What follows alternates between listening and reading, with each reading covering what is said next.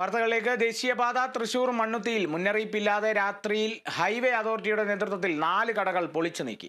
യന്ത്രസഹായത്തോടെ ഇന്ന് പുലർച്ചെ 1:30 കടകൾ പൊളിക്കുന്നതിനിടെ കടയ്ക്കുള്ളിൽ ഉറങ്ങിക്കിടന്ന ജീവനക്കാരൻ തലനാരിടയ്ക്കാണ് പരിക്കേൽക്കാതെ രക്ഷപ്പെട്ടത്.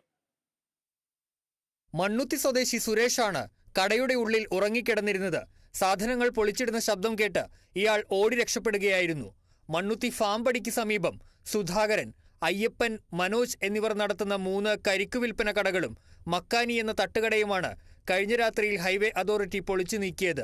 സർവീസ് റോഡ് കയ്യേറിയാണ് കടകൾ പ്രവർത്തിച്ചിരുന്നതെന്നാണ് ഹൈവേ ഉദ്യോഗസ്ഥർ പറയുന്നത്. എന്നാൽ അത് തെറ്റാണെന്നും കോടതി വിധിയും ലൈസൻസും നേടിയാണ് കടകൾ നടത്തിയിരുന്നതെന്നും കടയുടമകൾ പറയുന്നു. ഞങ്ങളിത് ഓരോ തവണ ബന്ധപ്പെടുമ്പോഴും ഇവർ പറയാറുള്ളത് തൃശ്ശൂർ കോർപ്പറേഷൻ മേയറുടെ പ്രഷറിൻ്റെ ഭാഗമായിട്ടാണ് ഞങ്ങളിത് ചെയ്യുന്നതെന്നാണ്. അപ്പോൾ ഞങ്ങൾ മേയറുമായി ബന്ധപ്പെട്ട് ഞങ്ങളുടെ തൊഴിലാളികൾ 9 പേരടങ്ങുന്ന വെൻഡിങ് കമ്മിറ്റി ഉണ്ട്.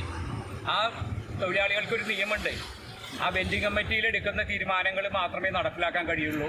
ഷെഡ് പൊളിക്കുമ്പോൾ അവർക്ക് നോട്ടീസ് കൊടുക്കണം. 1 മാസം അവർക്ക് അതിനുള്ള സമയം കൊടുക്കണം. ഉപജീവനമാർഗം ഇല്ലാതാക്കിയ ഉദ്യോഗസ്ഥർക്കെതിരെ നിയമ നടപടികൾ സ്വീകരിക്കുമെന്നും കട ഉടമകളും സംഘടനാ നേതാക്കളും അറിയിച്ചു. നമ്മളത് ഇവിടെ ഒരു കോർപ്പറേഷൻ സർവേ ലിസ്റ്റ് എന്ന് പറഞ്ഞിട്ട് ഇവിടുത്തെ ഭൂരിഭാഗം കച്ചവടക്കാരും ഈ സർവേ ലിസ്റ്റിൽ ഉൾപ്പെട്ടിട്ടുള്ളവരാണ്. അവരൊരു പുനരധിവസിപ്പിക്കേണ്ട ഉത്തരവാദിത്വം നമ്മുടെ കോർപ്പറേഷനുള്ളതാണ്.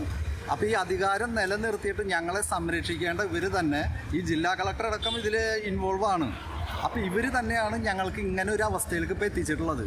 അനാവശ്യ ന്യായങ്ങൾ നിരത്തി വഴിയോര കച്ചവടക്കാരെ നിരന്തരം വേട്ടയാടുന്ന സമീപനമാണ് ഹൈവേ അതോറിറ്റി നടത്തുന്നതെന്നും വർഷങ്ങളായി ഇതേ സ്ഥലത്ത് കച്ചവടം നടത്തിവരുന്ന വഴിയോര കച്ചവടക്കാരെ മുന്നറിയിപ്പില്ലാതെ ഒഴിപ്പിച്ചതിനെതിരെ ശക്തമായ സമരപരിപാടികൾ നടത്തുമെന്നും നേതാക്കൾ അറിയിച്ചു. Kerala vision news, Thrissur.